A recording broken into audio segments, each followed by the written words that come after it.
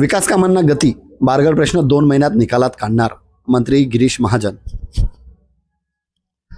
तळोद्यात भाजप नगर अध्यक्षपदाचे उमेदवार जितेंद्र सूर्यवंशी यांचा प्रचारार्थ माडी समाज मंगल कार्यालयात महासंकल्प सभेचे आयोजन करण्यात आले. यावेळी जलसंपदा मंत्री गिरीश महाजन यांनी तळोद्यातील विकास कामाबाबत स्पष्ट भूमिका मांडली. पिण्याच्या पाण्याची योजना 1 वर्षापूर्वीच राबविण्यात आली असून विरोधक नागरिकांची दिशाभूल करीत असल्याचा आरोप त्यांनी केला.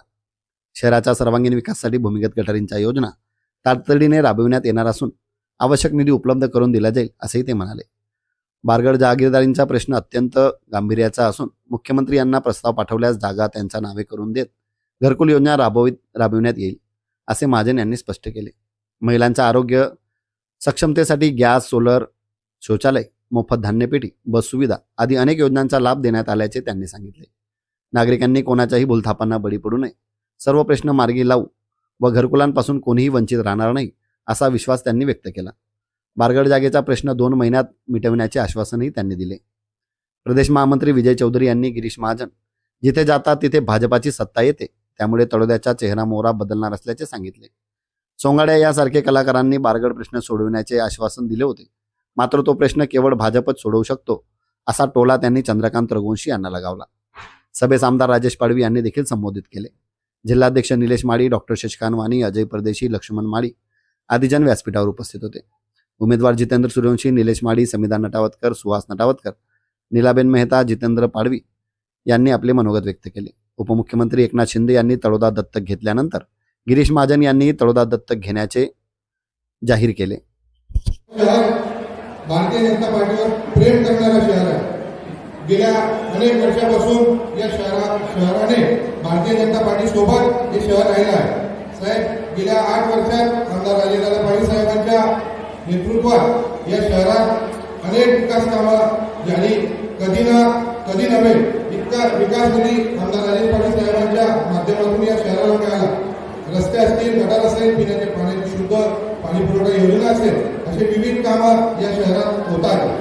तरी आणि एक प्रश्न आहे साहेब, आमच्या शहराच्या घरकुलच्या आदिवासी बांधवांना 1700 कुटुंब असे आहेत बारगडी विषयासाठी.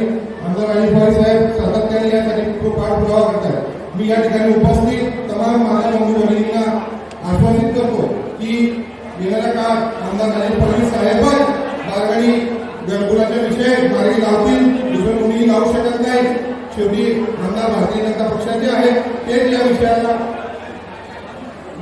मार्गस्थ करतील आणि येणाऱ्या काळात निश्चितपणे या शहरात घरकुल मोठी योजना या शहरात राबवेल.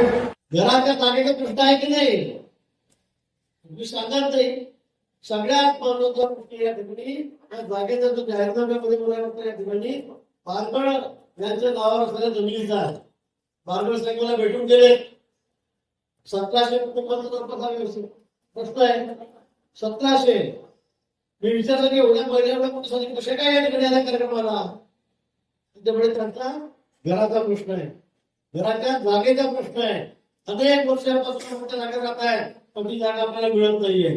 शासनाच्या योजना आहेत घरकुलाच्या, सगळ्यांना घर मी सांगतोय, कोणी घरापासून वंचित राहणार नाही, पण तुमच्या जागेच्या प्रश्नामुळे तुम्हाला तो निधी मिळत नाहीये, फंड तुम्हाला मिळत नाहीये. राजेश पाटील सांगितलं, आपल्या आमदारांनी सांगितलं तुम्ही प्रयत्न करतो, मी घेतो. त्या पुढे जाऊन तुम्हाला सांगेन की तुमच्या या जागेचा प्रश्न मी फक्त 2 महिन्यामध्ये मिटवून देतो. किती? 2 महिन्यामध्ये. परवा निवडणूक झाली, 3 तारखेला निकाल लागला, 4 तारखेपासून मी त्याचा पाठपुरावा करेन.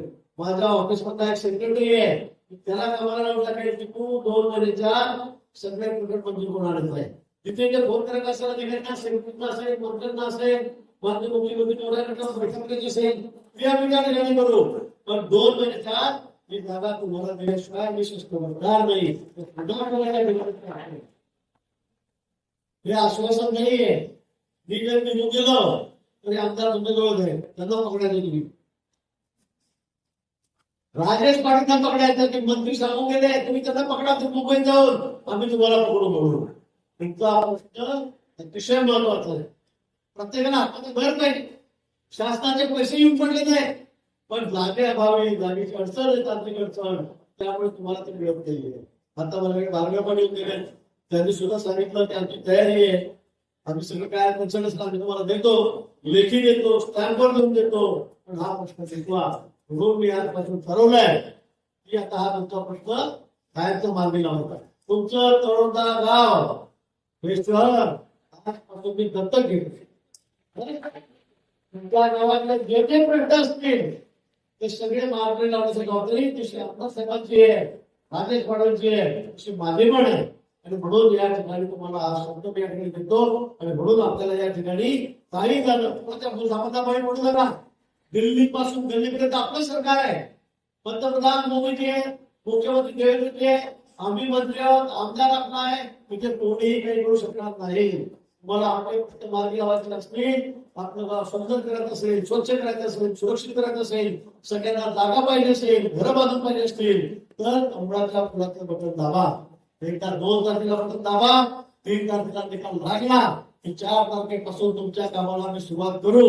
म्हणजे हे 2 महिन्याच्या आत तुमचे राहिलेले नुसते घराचे जागेचे नाही असतील नसतील तर सगळे प्रश्न आम्ही मार्गी लावू. एवढा बेवचन मी तुम्हाला या ठिकाणी देतो.